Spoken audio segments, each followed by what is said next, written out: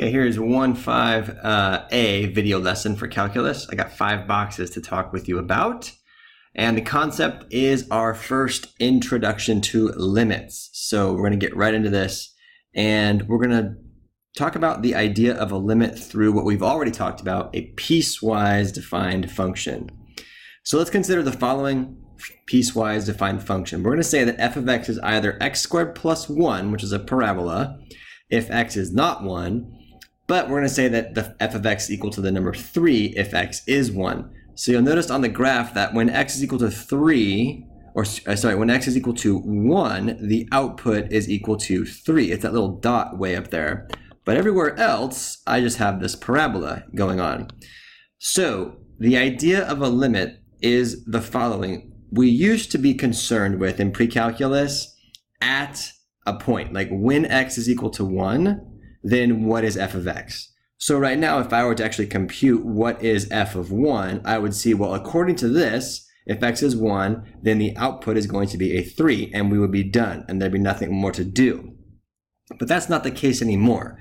To understand the idea of a limit, we want to understand what's going on around 1 when x is equal to 1. So here's what you got to do. You got to go over to where x is equal to 1. So here's where x is equal to 1. And you got to look up at the graph, and you got to look around when x is equal to 1. So like, what's going on over to the right of 1? What's going on to the left of 1? Well, I can see that from the left-hand side, the values are approaching that open circle. And from the right-hand side, the values are also approaching that open circle. So when we talk about the limit as x is approaching 1, we look to the left and the right of the point, and we actually don't really care what's happening at 1. So this is how we used to think about things, and now what we need to do is start thinking about things around the point x equals 1. Okay, so that's the basic idea, and we're going to go into what the limit notation is in just a second. Okay, first of all, before we can even start talking about the limits, we need to understand how to read limit notation. So take a look at this cloud right here. And the way that you read this blue cloud is the limit as x approaches c of the function f of x is equal to L. So let's talk about all these things. So when I'm talking about the limit as x, when I'm talking about x, I'm talking about points that are on the x-axis. Okay, when I talk about the word approaches, we're talking about getting closer and closer, to both sides, or from both sides of this new point here of C. C is the point in question. C is the x point in question. And f of x, of course, is some given function, whatever they give us. So some given function here. It might just be a picture of a graph. And then L is the y value. The y value. So this is a lot, but we need to make sure that we understand what all these pieces are. So this is the new notation, and we read it as following. The limit as x approaches c of f of x is L. When I'm talking about x, I'm talking about points on the x-axis. Approaches means getting closer and closer to some specific point on the x-axis, so we call that the point in question.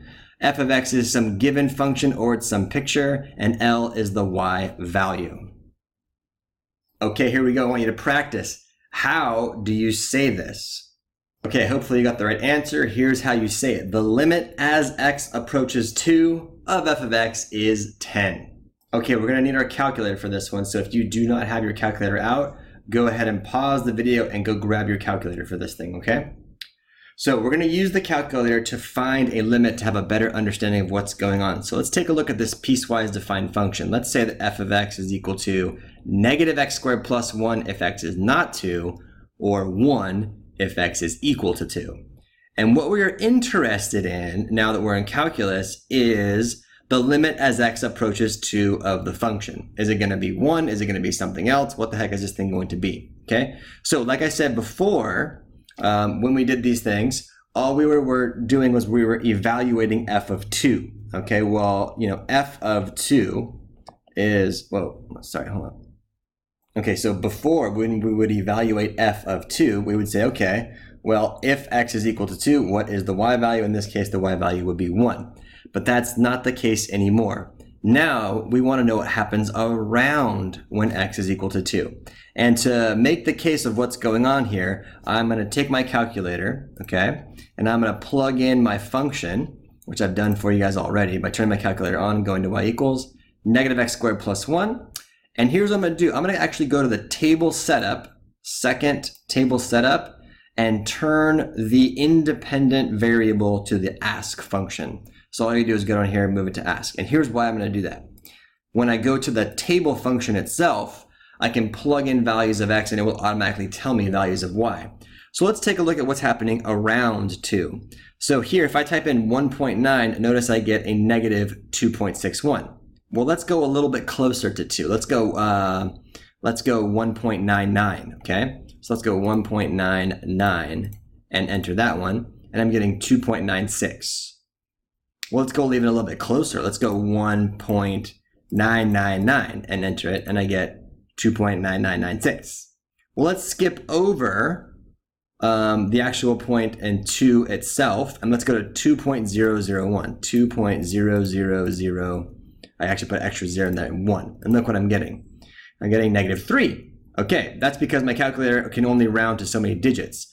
So here's what I want you to take a look at, right? Over here, f of 2 was equal to 1, but notice that when we're around 2, we're getting a value of negative 3 out of this thing, okay?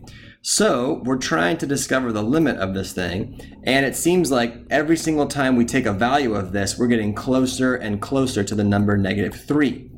So the limit as x approaches 2 of our function f of x is actually equal to negative 3. Notice it's not equal to the 1 as before, because all we care about now is what's happening around 1. Okay, last idea here. So we're going to talk about one-sided limits. So in order for a limit to exist as x approaches some value c, then the y value on either side of c must be approaching the same value. So we're going to do all these examples together, and it's not going to take very long. We're going to illustrate the point, okay? So first, let's take a look at the limit as x approaches negative 2 from the left, okay? So what I'm going to do is, here's negative 2 on the x-axis. X is going to approach from the left. So I'll use a different color, like green, so we can see. Here's negative 2. As x approaches from the left, the y value is shooting up to the number 3. Okay, that's good news for us. Okay, the next one. What's the limit as x approaches negative 2? The little plus sign means from the right. It's like, okay, so here's negative 2. As x's are approaching from the right, my graph is also shooting up to 3. That's good. Now, since the limits on the left and the right are both pointing to the same thing, then the limit as x approaches negative 2 of f of x is equal to 3. These both have to match, okay? Part D says, what's the limit as x approaches negative 3 from the left? Okay, so here's negative 3 on the x-axis. As I approach negative 3 from the left, my graph is shooting down to what looks like negative 2.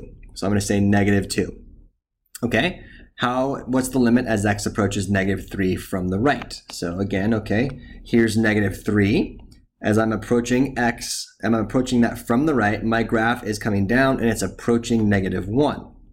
Okay, so check this out. The limit at negative 3 from the left is a negative 2. The limit as x approaches negative 3 from the right is a negative 1. Therefore, the limit as x approaches negative 3 of f of x is what we call DNE, or does not exist. And the reason they don't exist is because these guys do not match. They must be approaching the same value, okay? So take into consideration here that what we're doing is we don't care what f of negative 2 actually is at that point. Because according to this graph, f of negative 2 is equal to 2. That is not the same thing as what we're doing over here. We only care what's going on around that point. Okay, we'll definitely practice more in class.